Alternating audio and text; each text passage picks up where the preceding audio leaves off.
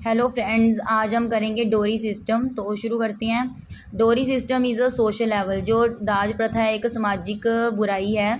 It is very shameful to our country. मतलब बहुत ही शर्मिंदगी वाली बात है हमारे देश के लिए ये।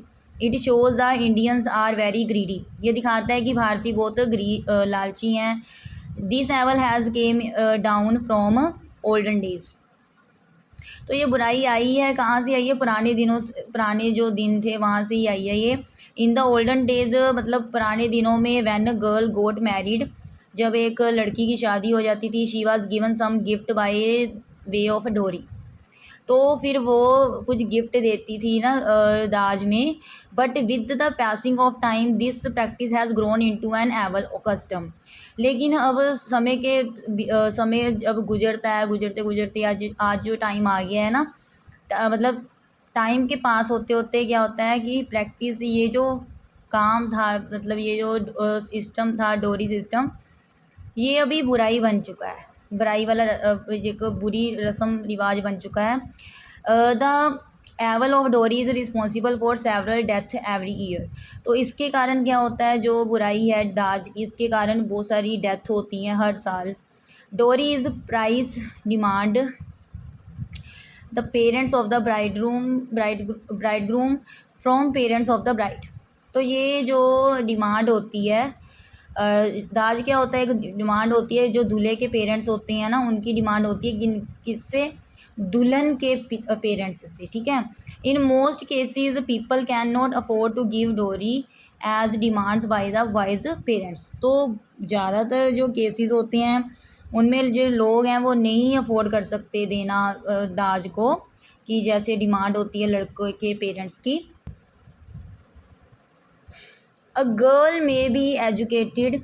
ठीक है, एक लड़की को पढ़ा लिखा होना चाहिए। हर parents must give a good dowry. ठीक है, उसके पेरेंट्स को ज़रूर देना चाहिए मतलब अच्छी dowry. But it has been seen that even the parents of the girl who are doctors, professor, IAS officer have to give डोरीज।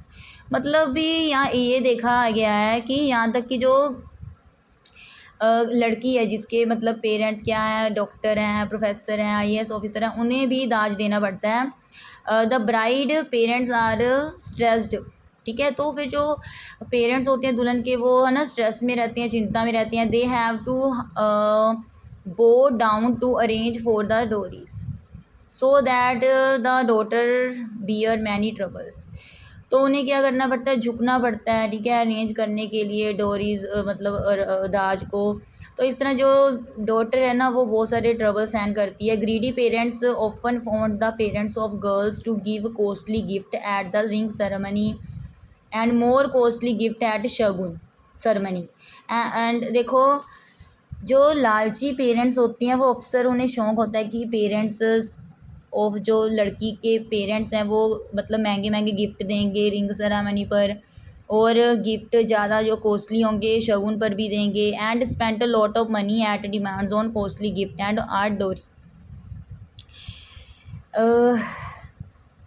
तो मतलब वो बहुत सारा खर्चा करती हैं पैसे जो महंगे महंगे गिफ्ट हैं उन पर और दाज के लिए। So I request to the government to put some suitable steps to stop the evil of dowry by band it.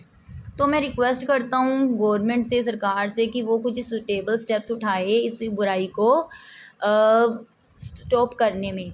ठीक है, कैसे? जैसे इसे बैन ही कर देना चाहिए, बंद कर देना चाहिए डोरी सिस्टम को।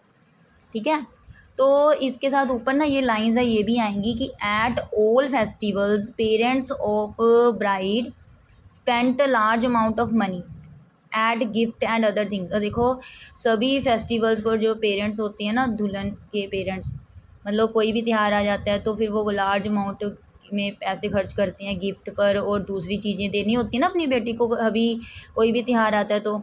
ऑल फेल्ट द डोरी system should be removed from India.